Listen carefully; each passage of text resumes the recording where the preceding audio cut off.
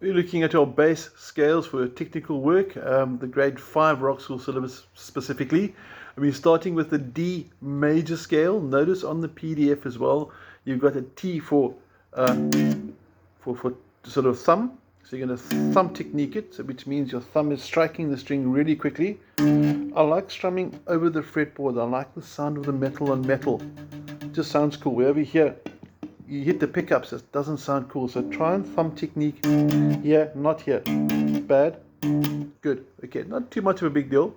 And then also pay attention to the tab as well, because there's an X in between. So that is your X. So it's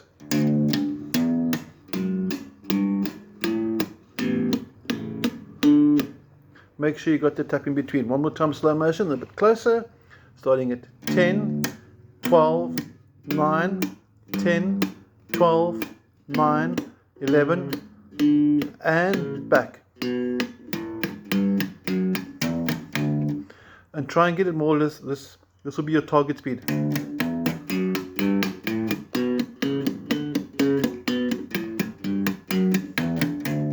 There you have it, okay. Next up, you're looking at the minor scale. You're looking at the D minor pentatonic scale. This is going to play from the 5th fret this time of the A string. And you'll notice there's little arcs above the 5 to the 8, for example. That means hammer on. And it says there, the D minor pentatonic scale should be prepared with hammer-ons and pull-offs.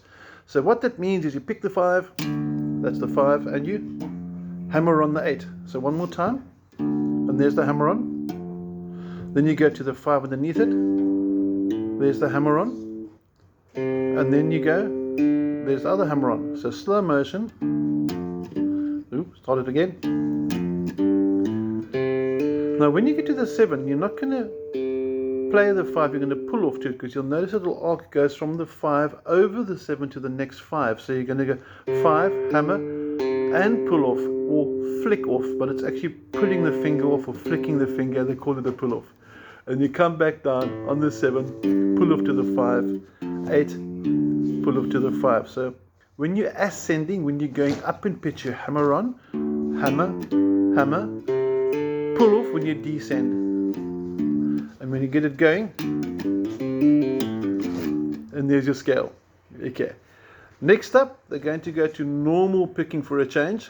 Okay.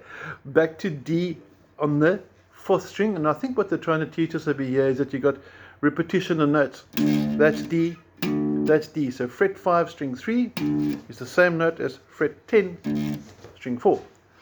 And your third one, your Dorian mode, starting at 10, should look and sound like this. 10, 12, 13, 10, 12, 9, 10, 12. And that's the octave over here.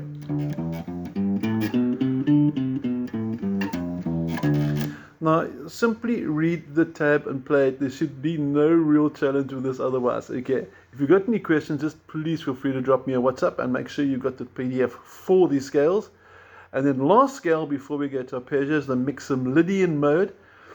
We're not going to go into the theory about what modes are, but we're going to go to fret number 5 for the 4th scale, and we're going to start with here, 5th fret, and it's going to go like this: 5, 7, 4, 5, 7, 4, 5, 7. Now, sometimes for this scale, people want to do this,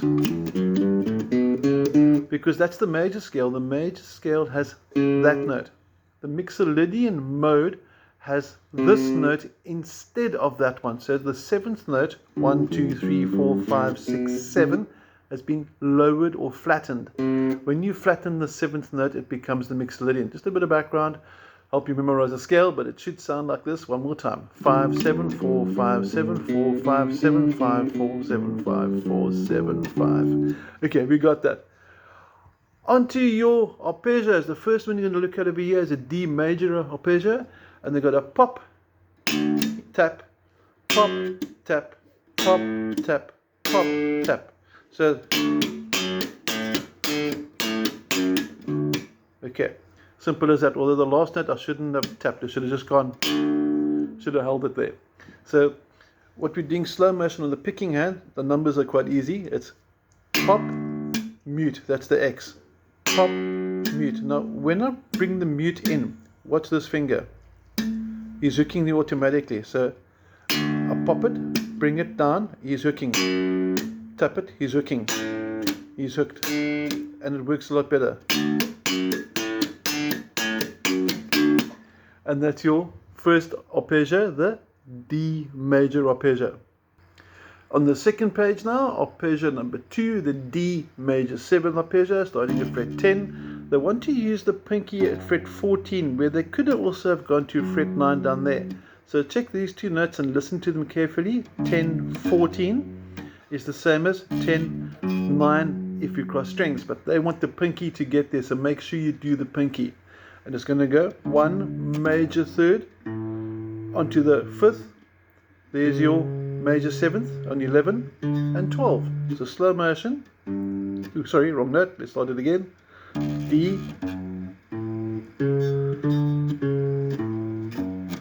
And then think also on the finger combination. I would prefer it if you actually get onto the major 7 with the middle finger, because then it leaves my first finger for the tonic, for your starting note. Okay, D minor 7 flat 5, which sounds a lot worse than it really is. All they've done is they've taken the D minor arpeggio, or D minor 7 rather, and they've flattened the 5th note. So first, minor 3rd, they've taken this and they've flattened it. That's your flattened 5th, where it says flat 5 and number 3.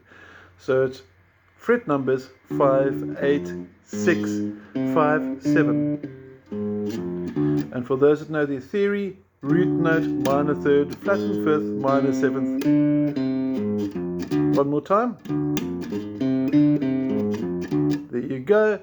And next up, a lot more onto the arpeggios for this syllabus, I noticed, which is quite cool. It's actually very, very nice. Arpeggios are really much more, well, not much more handy, but they're as important as your scales are. But we're not going to talk too much, we're going to play. Okay, this one over here requires hand movement. Your dominant 9th, which means that it has the 7th note present as well. Otherwise they would say add 9. So you're going to go from the D to my 3rd to my 5th. There's my flattened 7th I spoke about. They're going to skip the octave all the way up to that there, and that's your 9th note, and it's by coincidence the 9th fret. So the 9th fret doesn't give it the name of dominant 9th. It just happens to be coincidence, the fret number. What this actually means is the 9th note of your D major scale. Okay, so let's do it again. We're going to go slow motion. 5, 4, 7, 5. And you'll notice my first finger moved up there. Watch this again. Watch the first finger. Ooh, let's go. First finger. And there's your dominant 9th arpeggio. And then lastly, your D diminished arpeggio, and they're going to have it going like this. Actually quite a nice one. It's just minor 3rd intervals basically. It's going to go 5, 8, 6, 9, 7, and you walk it back. So I use 1 and pinky for this basically. First and pinky, first and pinky, first. And the reason why I like that is if I want to take it further, like say for example I wanted to play it here and I wanted to go into the next octave, I could do something like this. Check how nice this little walk is.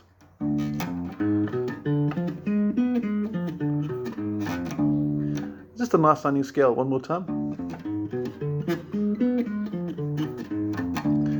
And that's your diminished scale, which is based, well, there's different types of diminished scales, but this one's based on the diminished arpeggio as well. Okay, but the one that you need is just this one over here, before we get confused.